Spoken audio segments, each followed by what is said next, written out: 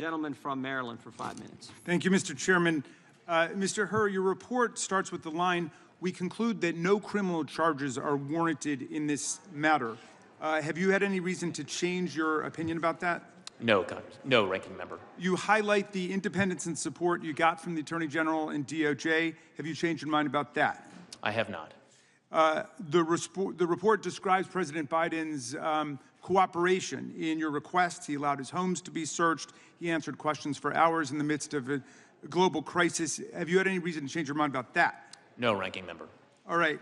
You also repeatedly contrast Biden's cooperation with the conduct of Donald Trump. You say, quote, "Most notably, after being given multiple chances to return classified documents and avoid prosecution, Mr. Trump allegedly did the opposite. According to the indictment, he not only refused to return the documents for many months, but he also obstructed justice by enlisting others to destroy evidence and then to lie about it."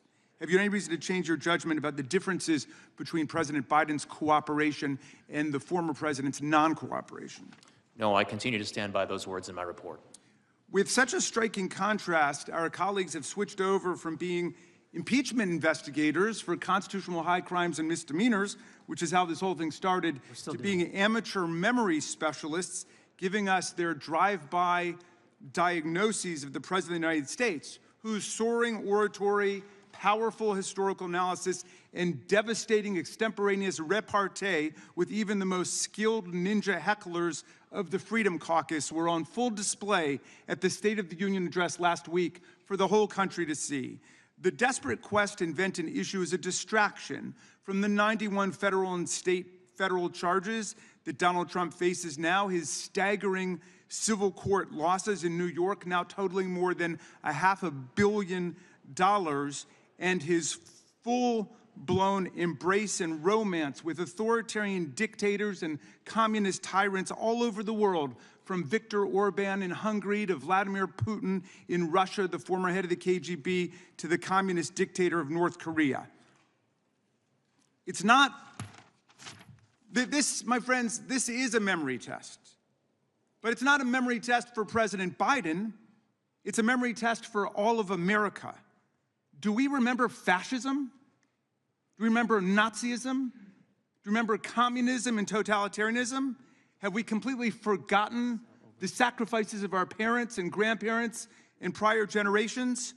While we play pin the tail on the donkey in this wild goose chase, all of these silly games, Donald Trump entertains authoritarian hustler Viktor Orbán at Mar-a-Lago for the weekend, and Orbán comes out to declare that if we indeed sleepwalk into another Trump presidency, Trump will, quote, not give a single penny to Ukraine. That's what all of this is about. It's about trying to pull the wool over the eyes of America, because the tyrants and dictators of the world are on the march today. So who wins with this ludicrous, embarrassing spectacle? Orbán wins, Putin wins, Xi wins, the tyrants of the world win. They have one more reason to celebrate Donald Trump and his cult followers, who've completely lost their way. They're looking for high crimes and misdemeanors. Now they appoint themselves amateur memory specialists, and that's what they pounce on the President of the United States about. America faces a choice between democracy and tyranny. And the President laid it out at Valley Forge, and he laid it out in the State of the Union. Will America stand on the side of people struggling against fascist aggression? Will we stand with the people of Ukraine against Vladimir Putin, whose filthy war has meant the kidnapping of thousands of Ukrainian children, the murder, the slaughter of thousands of Ukrainian civilians, and the attack on an independent sovereign democracy? But we're not working on that today.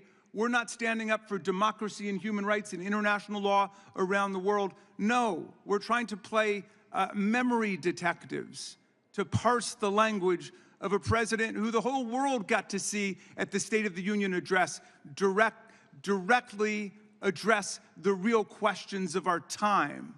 And it is democracy versus dictatorship. And all of the autocrats and the theocrats, all of the kleptocrats of the world are together in league against American democracy, and we have to stand up for American democracy against these stupid games. I yield back, Mr. Chairman. Gentleman yields back the chairman of the Oversight Committee, Mr. Comer's